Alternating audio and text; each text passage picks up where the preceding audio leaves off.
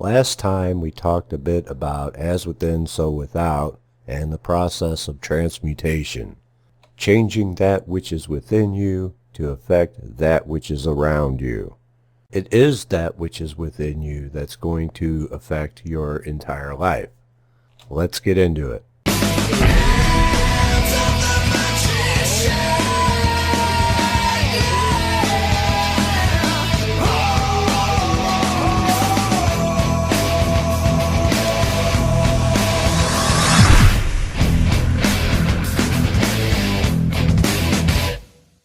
So a friend of mine called me up yesterday and was all freaking out. He hadn't had a cigarette in 8 days, and his e-cigarette wasn't working, and he wanted to know where the local vape shop was. Anyway, we got to talking a little bit about what he's going through, and I mentioned that it'd be a hell of a lot easier on him if he went in for a hypnosis session.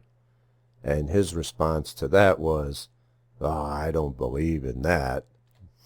And I told him that's fine, his belief in it has nothing to do with it.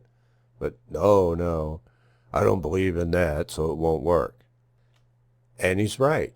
Because he doesn't believe in it, he won't do it. Therefore, it won't work. Most people fail before they even begin. But what he's really saying is he doesn't understand it. Because if he understood it, he'd know that his belief doesn't even factor into it. At least what he believes consciously. It's the beliefs held by the subconscious mind that are the issue here. It amazes me how people seem to get everything backwards. The conscious beliefs have little to no say in anything other than to do or not to do something. It's the subconscious beliefs that are going to determine the course of your entire life. As within, so without.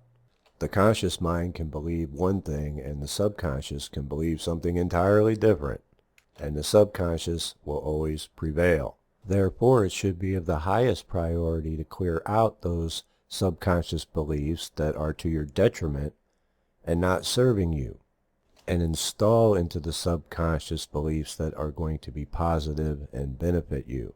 Those beliefs are the programming. In the great work, we strive to become the highest version of ourself, to reach our fullest potential, and that involves clearing out a bunch of the negative programming. And most of it revolves around self-image, how your subconscious views yourself, and whether or not the subconscious believes you are deserving of something, whether it be money, love, health, etc. And these are the root causes of people's problems in life. The majority of this has been programmed into us when we were children, too young to even remember it. And even though I'm a firm advocate of personal responsibility, I do know that the way people are isn't their fault. They're merely a result of their programming. They're creatures of habit, and habits are programming. Unfortunately, most people, like my friend, don't want to admit that they've been programmed, let alone do anything about it. Even when they witness the results that you're getting, they won't want to admit it. It's far easier for them to believe it's just random luck than it is to take a look at the programming and how to change it. Again, you can't force anything on anyone. You can only lead by example, and those who want the knowledge will seek the knowledge. So when my friend started saying, "Well, I don't believe in all that and it won't work," well, that's as far as I would go. I wasn't going to push it. You can lead a horse to water, but you can't make him drink. The answers are right in front of people, and yet they still refuse to see them. And yes, that can be frustrating. It's just one of the challenges on this path. Knowing that you can help people, but having to refrain from doing so. It's one of the reasons I started this channel, out of the frustration of not being able to help those around me, but instead putting it out there for the people who are seeking the knowledge, wanting to have help. And we've gone over this all before. I'm not going to spend any more time on it.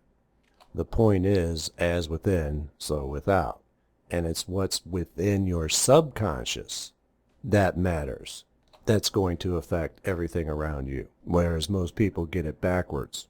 thinking that just because they don't believe in something, it isn't real, as if it's their conscious mind that creates their reality. The only time that's true is when we're consciously and purposefully reprogramming our subconscious. As within, so without.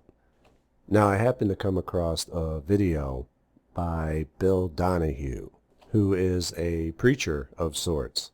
And if I had a preacher like this, I'd go to church every Sunday. How many preachers do you know who recognize the importance of the subconscious mind and not take the Bible literally? Now, I haven't watched all of his videos. He has way too many for that. But the few that I have watched, I'm like, yeah, that's right on. So I've been pretty impressed with his material that I have watched. And I'm going to go ahead and link to the video that I watched on him talking about the subconscious mind and how it affects us. That it's what's within your subconscious that's going to create all of the problems. It's not anything that we haven't covered before. However, it is interesting to hear it from someone else, especially someone holding a Bible. So I urge you to go ahead and check it out. What it comes down to is that, yes, we can create change in the circle while we're doing our operation. But if we want lasting change, a more permanent change, we're going to need to address our programming, that which is at the root of the issue. And if we all did that, I doubt there'd be any need for magic in the first place. There are so many layers that can be built upon a core belief. It's kind of like in the game Jenga.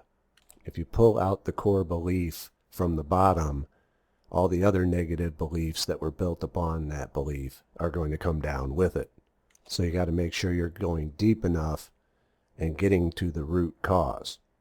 But that's all we got time for today. I will see you soon with an all-new mailbag. So until then, take care.